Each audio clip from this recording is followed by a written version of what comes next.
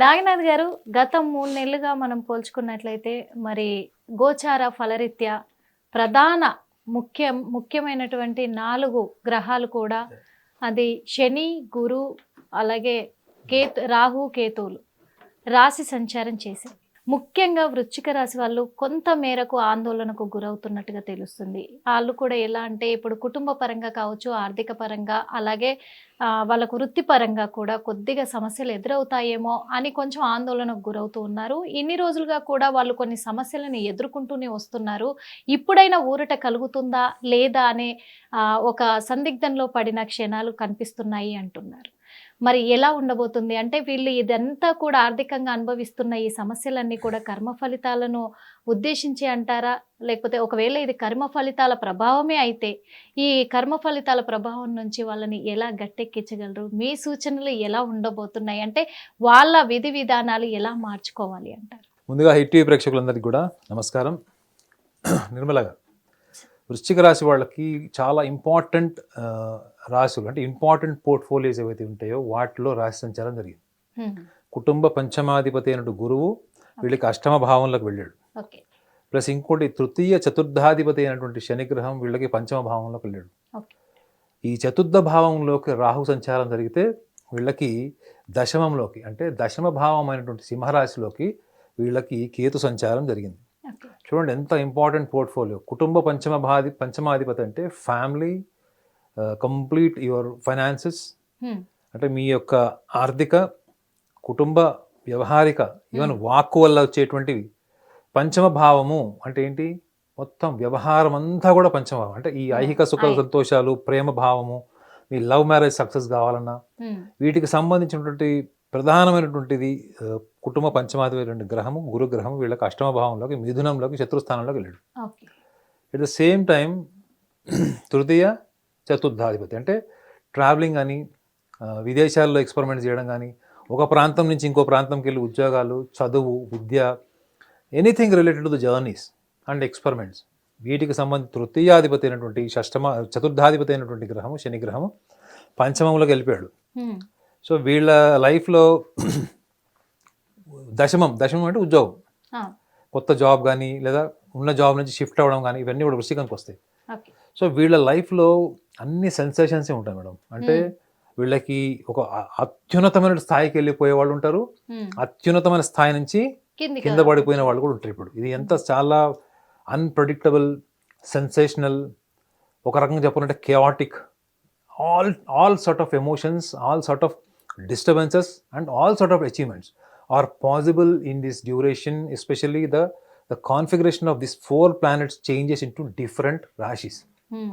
These are the main possibilities. అయితే దీన్ని మనం ఒకసారి ఎట్లా చూడాలంటే వృశ్చిక రాశి వాళ్ళ గురించి మనం ఒక విషయాన్ని మాట్లాడుకోవాలి. ఫస్ట్ వృశ్చిక రాశి వాళ్ళకి స్వతహాగా అంటే చిన్నప్పటి నుంచి కూడా వాళ్ళకి వృషభ రాశి వాళ్ళ లాగానే వీళ్ళు కూడా ఏ విషయంలోనా ఆర్థిక పరమైనటువంటి అంశాలు, ముఖ్యంగా ఫ్యామిలీ ఎక్స్పెన్సెస్, అంటే మన కుటుంబంలో చిన్న పిల్లలుగా ఉన్నప్పుడు మన కుటుంబంలోనే ఎక్కువగా డబ్బు ఖర్చు పెట్టడం లేదా డబ్బు ఖర్చు ఎంత అయిందన్నది మనం లావాదేవీలు చెక్ చేస్తాం కదా. వీళ్ళకి చిన్న పిల్లల వయసులో కూడా వీళ్ళకి ఎవరైనా గిఫ్ట్ ఇచ్చారనుకోండి, ఆ గిఫ్ట్ వాల్యూ ఎంత చూసేటువంటి లక్షణాలు వీళ్ళకి చాలా చిన్న వయసులో ఉంటాయి. వాడు నాకు 100 రూపాయలు గిఫ్ట్ ఇచ్చాడు, మమ్మీ నెక్స్ట్ టైం నేను కూడా వాడికి 100 రూపాయలు గిఫ్ట్ ఇవ్వాలి. వాడు నాకు 50 రూపాయలు ఇచ్చాడు, నేను 50 రూపాయలు ఇవ్వాలి. అంటే వీళ్ళకి తరాజులు వేసినట్టు వీళ్ళకి ఫైనాన్సెస్ అండ్ ఎకనామిక్స్ సంబంధించినట్టు విషయాల్లో వీళ్ళకి తార్కికపరమైనటువంటి పరిజ్ఞానం ఉంటుంది మేడం. అది నిజంగా ఇట్స్ ఎ గాడ్ గిఫ్టెడ్ లక్షణం అది. అందుకే చూడండి చాలా మంది వృశ్చిక రాశిలో ఉన్న వాళ్ళు వ్యాపారం చేయడానికి ఇష్టపడతారు తప్ప వాళ్ళకున్న తెలివితేటలు, సామర్థ్యం అంతా కూడా వాళ్ళు ఇండిపెండెంట్గా ఎస్టాబ్లిష్ అవ్వడానికి ఇష్టపడతారు తప్ప వాళ్ళ కింద పని చేయడం, బాసిజం తీసుకోవడం వాళ్ళకి ఇష్టం ఉండదు. రెండవది, ఒకవేళ వీళ్ళు ఉద్యోగం చేస్తున్న alternative substitute source of income కూడా వీళ్ళు జనరేట్ చేసుకుంటారు. అంటే ఉద్యోగం చేస్తూ కూడా కొంత డబ్బుని వీళ్ళు వ్యాపారంలో ఇన్వెస్ట్ చేయడం లేదా పార్ట్నర్షిప్ తీసుకోవడం లాంటివి కూడా చేస్తారు వీళ్ళు. అయితే మరి వీళ్ళకి ధనస్థానాధిపతి కూడా గురువే కదా. మరి ఇప్పుడు ఎక్కడున్నాడు? సంక్షోభంలో, అష్టమంలో ఉన్నాడు. చూడండి, మొన్న మే మాసంలో చాలా మంది వృశ్చిక రాశిలో జన్మించిన వాళ్ళకి 2 ప్రధానమైన మార్పులు కనిపించుంటారు వాళ్ళు. ఒకటి సడన్ డిబాకల్, ఫైనాన్షియల్ డిబాకల్, అంటే సడన్గా డౌన్ఫాల్. డబ్బు అంటే షేర్ మార్కెట్లో లక్షల్లో ఇన్వెస్ట్మెంట్స్, లక్షల్లో లాస్ అవ్వడం, లేదా రియల్ ఎస్టేట్ వ్యాపారం కావచ్చు, లేదా ఇంకా ఏదైనా ఇన్వెస్ట్మెంట్స్ సంబంధించింది ఏదైనా కానీ ఈ సడన్ అన్సర్టనిటీ అన్నది మొన్న మే మాసం నుంచి జరిగి ఉంటుంది వీళ్ళకి, మే జూన్లో జరిగి ఉంటుంది ఆల్రెడీ. ఇది ఒకటి అయితే, రెండవది వీళ్ళకి లైఫ్ పార్ట్నర్ రిలేటెడ్. అంటే చిన్న చిన్న గొడవలు, చిన్న చిన్న సమస్యలతో ఉన్నటువంటి కాపురంలో సమస్యలు అవి పెద్దగా అవ్వడానికి కారణం కూడా వీళ్ళ ఫైనాన్షియల్ మ్యాటర్స్లో వీళ్ళు తీసుకునే డెసిషన్స్ కావచ్చు, లేకపోతే వీళ్ళ కాన్ఫిడెన్షియల్ అంటే వీళ్ళు భాగస్వామితో షేర్ చేయని కూడా ఉంటాయి. అంటే ఫైనాన్సెస్ అంటే వీళ్ళు ఎవరికైనా డబ్బులు ఇవ్వడం కానీ, ఇన్వెస్ట్మెంట్ చేయడం కానీ, ఇంకొకటి వీళ్ళు ఎవరికైనా హ్యాండ్ లోన్స్ కానీ స్నేహితులకు ఇవ్వడం, అది తిరిగి రాకపోవడం. అయితే వీళ్ళకి ఈ లక్షణము ఎదుటి వాళ్ళకి సహాయం చేయాలి, లేదా ఎదుటి వాళ్ళకి కూడా మనం అవసరమైనప్పుడు అందుబాటులో ఉండాలి అనేటువంటి ఆర్థిక స్థాయి పెంచుకునేటువంటి లక్షణాలు ఎక్కువ ఉంటాయి. అంటే కేవలం నేను బతకడం కోసం, నా ఖర్చుల కోసం కాకుండా వీళ్ళకి డిఫాల్ట్ ఏంటి మేడం, బ్రదర్ సిస్టర్స్కి హెల్ప్ చేయడం, వాళ్ళ కుటుంబ సభ్యులకు, ముఖ్యంగా వీళ్ళు రక్త సంబంధానికి సంబంధించినటువంటి వాళ్ళ సమస్యలన్నీ వీళ్ళు పర్సనల్గా తీసుకుంటారు. వాళ్ళ విద్య కానీ, వాళ్ళకి ఎటువంటి ఆర్థిక పరమైన అంశాల్లో వీళ్ళకి ఇబ్బందులు వచ్చినా వీళ్ళు రిస్క్ తీసుకొని ముందు నిలబడేటువంటి లక్షణాలు వీళ్ళకు ఉంటాయి. సో మరి ఈ లక్షణాలు, ఇంత గొప్ప లక్షణాలు ఉన్న వీళ్ళు ఎక్కడ డబ్బు పోగొట్టుకుంటారు? ముఖ్యంగా ఈ గోచారంలో ప్రారంధం అంటారు, ఈ గోచారం అన్న ప్రారంధం అన్న ఒకటే నా దృష్టిలో. సంచిత కర్మ ఫలితమే ఈ రాశి, సంచిత కర్మ ఫలితమే రాశి. రాశి అంటే ఏంటి? మనసు. చంద్రుడు మనకు కారకుడు కాబట్టి ఈ మనసుకు సంబంధించినటువంటి లక్షణాల్లో ఇంత గొప్ప లక్షణాలు ఉన్న వీళ్ళు ఎందుకు డబ్బు విషయంలో అన్సర్టన్ ఎందుకు ఉంటారు, ఫైనాన్సెస్లో ఎందుకు అన్సర్టన్ ఉంటారు అంటే, వీళ్ళకి ఒక నిర్ణయం తీసుకునేటప్పుడు ఇది వీళ్ళు గమనించాలండి. ఇది వీళ్ళ ప్రారంధాన్నే మారుస్తుంది. ఇప్పుడు మీరు ఒక పని చేసేటప్పుడు ఆ పనికి దగ్గర కొంత అవగాహన, కొంత ప్రణాళిక మీకు ఉంటుంది, గ్యారంటీ, ఎవరికైనా ఉంటుంది.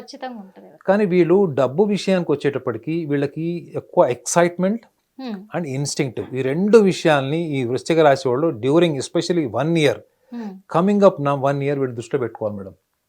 ఏంటంటే ఇన్స్టింక్టివ్ అంటే ఏంటంటే, మీకు మీ మెదడు నుంచి మీకు వచ్చేటువంటి ఆలోచనని మనం పరిగణలోకి తీసుకుంటాం. మనం రోడ్డు మీద వెళ్ళేటప్పుడు ట్రాఫిక్లో ఎవడైనా రూల్స్ మెయింటైన్ చేయకపోవడం, రోడ్డుకి అడ్డంగా రావడం, మొబైల్ పట్టుకుని వెళ్తున్నప్పుడు మనకు విపరీతమైన కోపం వస్తుంది, కొట్టాలనిపిస్తుంది కూడా. కానీ మనం ఎందుకు చేయము ఆ పని? దానివల్ల గొడవలు అయితే లీగల్గా ప్రాబ్లమ్స్ వస్తాయి. సో అంటే ఏంటి, కాన్సిక్వెన్సెస్ని మీ మైండ్ గైడ్ చేసింది. కానీ వృశ్చిక రాశి వాళ్ళకి ఆ కాన్సిక్వెన్సెస్కి సంబంధం లేకుండా ఆ క్షణంలో వాళ్ళకి ఏమి తోస్తే ఆ పని చేసేటువంటి లక్షణం వీళ్ళకి డిఫాల్ట్ ఉంటుంది. ఇది వాళ్ళ ప్రారంధం, వీళ్ళు గమనించాలి మేడం.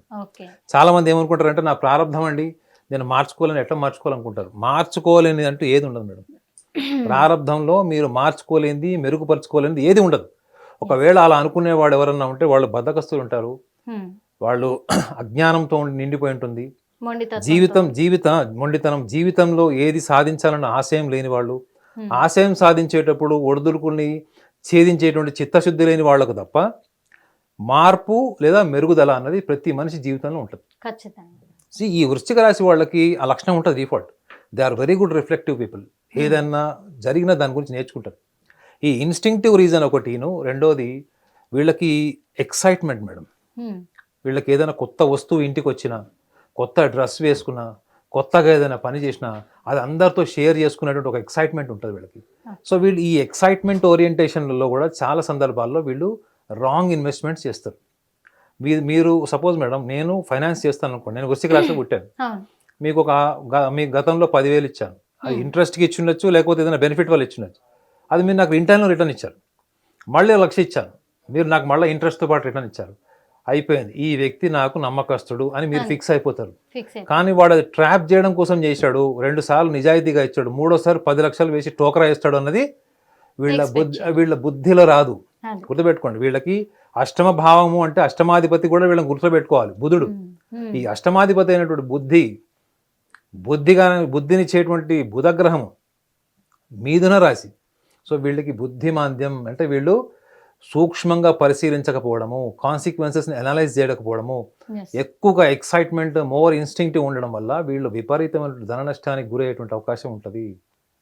ఎస్పెషల్లీ వీళ్ళు ఈ అక్టోబర్ మాసం వరకు, అక్టోబర్ 15th వరకు, అక్టోబర్ మాసం వరకు ఈ 2 విషయాలు అంటే ఇన్స్టింక్టివ్ అండ్ ఎక్సైట్మెంట్, ఈ రెండింటి మీద వీళ్ళు కంట్రోల్ చేసుకుంటే ప్రారంధం వాళ్ళ చేతితో ఉంటుంది. You are designing your own destiny, you are designing your own consequences, అది వీళ్ళు చేయగలుగుతారు.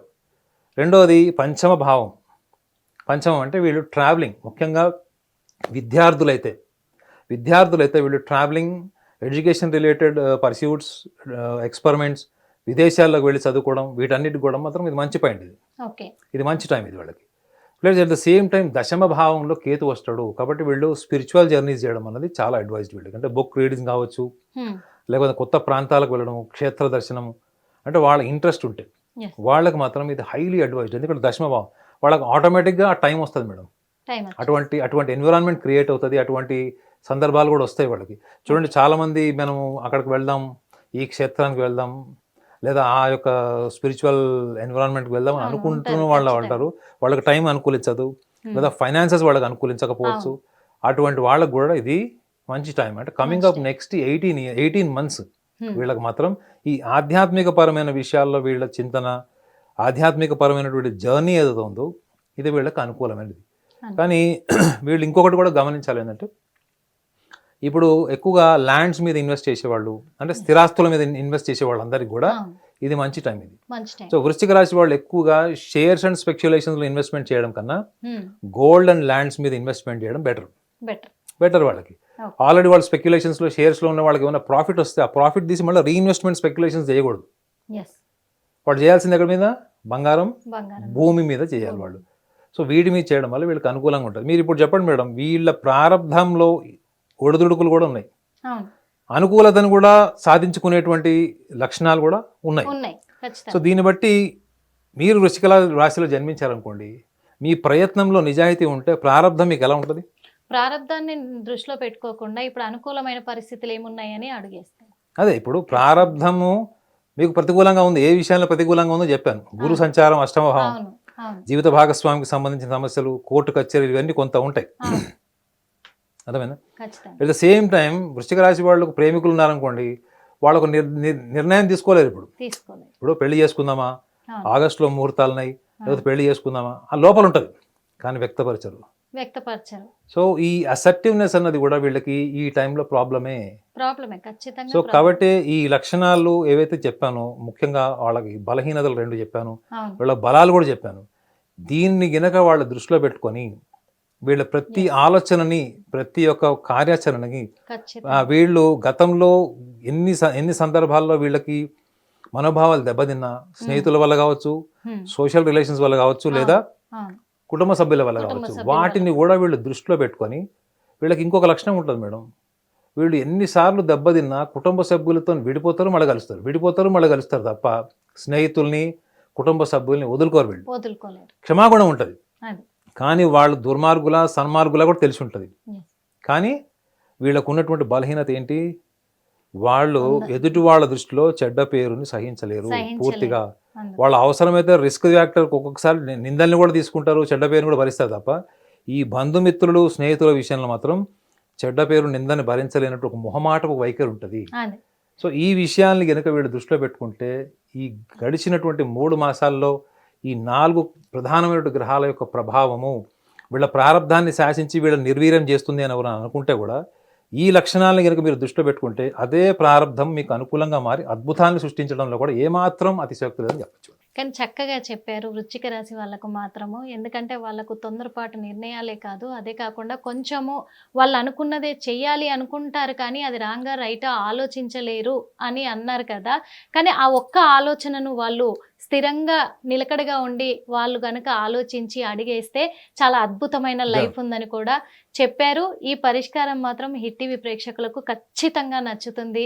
ఎందుకంటే మీ సలహాలే వింటూ ఉంటారు, పాటిస్తూ ఉంటారు కాబట్టి ఇలాంటి మంచి పరిష్కారాన్ని చూపించినందుకు, అలాగే అంటే ఈ ప్రారబ్ధ కర్మని ఎలా దాటుకోవాలి, ఎలాంటి విధి విధానాలు పాటించాలి అని చెప్పేసి కూడా మీరు వివరంగా మాకు వివరించినందుకు మీకు మనస్ఫూర్తిగా ధన్యవాదాలు.